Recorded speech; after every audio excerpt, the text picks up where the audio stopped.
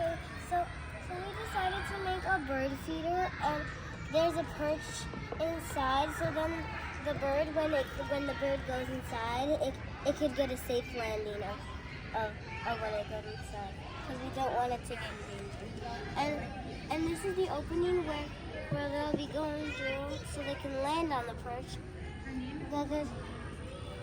So then that would be a smart idea.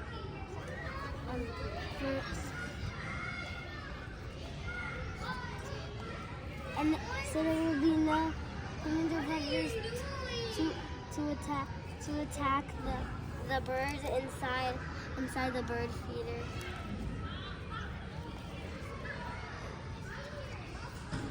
Because the hole is too little for the big predators to attack them from the inside.